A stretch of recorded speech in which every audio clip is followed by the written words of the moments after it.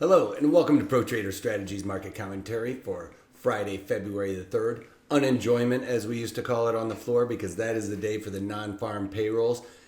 Anyway, my name's Eric Wilkinson. Some of you may recognize me as the Wolfman from CNBC, Fox Business, or even the Wall Street Journal for my commentary on everything from economic to geopolitical and market analysis. Please keep in mind that everything that we talk about in these daily market commentaries is not a solicitation to buy or sell any of these securities or strategies. At the end of the day, we're here to teach you some different strategies that you can implement into your portfolios, but please do that in your own way. The reason why I can't give you a recommendation on a particular stock or strategy is because I don't know your risk parameters. I don't know what's in your portfolios, and therefore, what I'm doing could be counterintuitive to what you are already doing. Having that out of the way, let's get this on.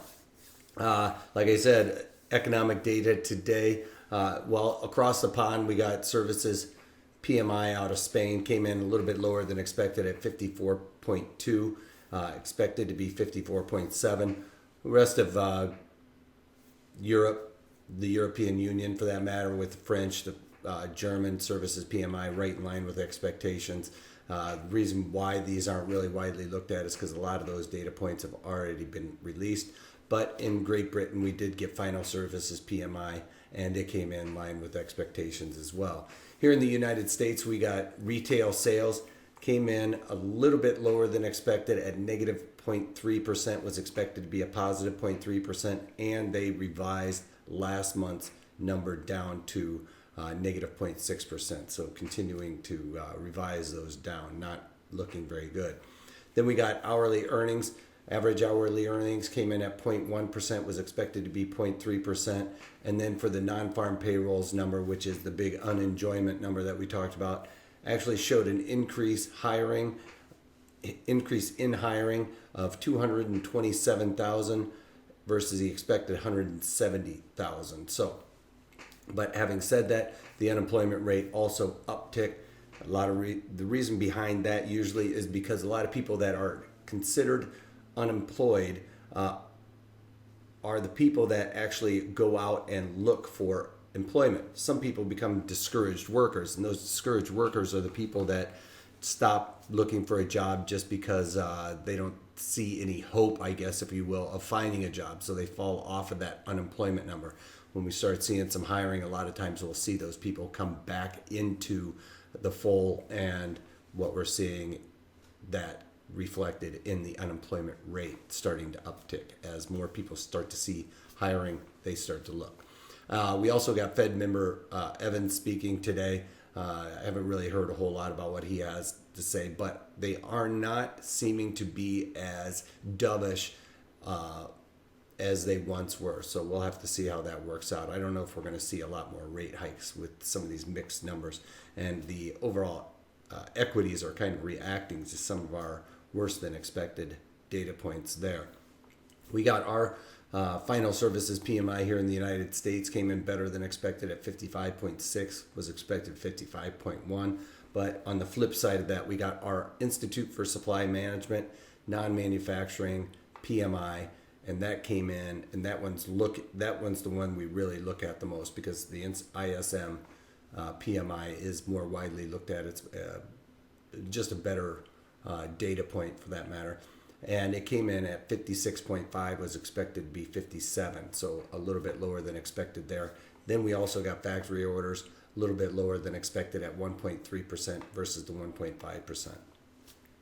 On to the overall markets, we got crude oil cruising higher despite the fact that there's record amounts of oil out there and gasoline, but it doesn't really always correlate to supply and demand.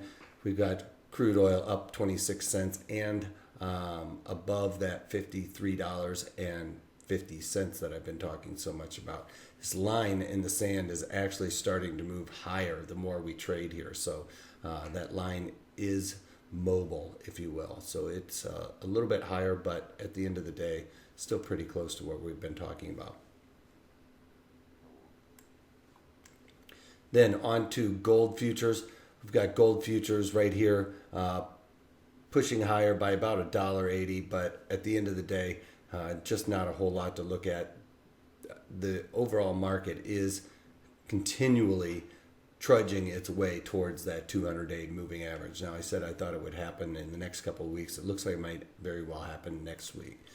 Then on to the bonds. Bonds are actually up despite the fact that the overall equities are pushing higher, but the bonds up 7 points on the day, most likely due to the Fed really kind of holding their cards tight and maybe not necessarily looking to increase rates right away.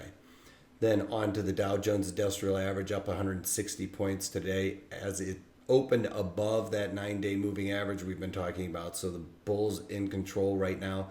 The market trudging up nicely, most likely due to the fact that Fed may be holding off some of those interest rate increases. NASDAQ regaining all of the losses we saw yesterday, up 21 points on the day and very near the highs of the day. We've got the E-mini S&Ps again also pushing much higher, just blasting the upside. I thought that these way these candles were setting up yesterday was looking more bearish than bullish, but today with the economic data points, we are really blasting to the upside, up 16.5 points in the E-mini S&Ps and just off of the highs we saw earlier this morning. This is what I was talking about with the overall economic picture. Overnight, we did kind of rally in the equities to test yesterday's intraday high, but on the open, when we started getting these data points, we really just started blasting higher. So the overall market just not really taking much of a breather. Every now and again, right when those numbers were getting released, we in the U.S., we kind of took a breather, but then, popped to the upside again. So we are really close to the highs of the day right now. Now, the only thing I've done today was Amazon. And if you follow me on Twitter, I tweeted out what I was doing yesterday. And in Amazon, I decided I was a little bit more worried about the upside in Amazon because of some of the news that I have been reading about Amazon and how they really did very well this past Christmas season. So I thought that they were going to really have a big move to the upside. That not being the case, it did stay within that market maker move. So that I talk about, and I've actually done webinars on how to figure out that market maker move, but it did stay within that market maker move.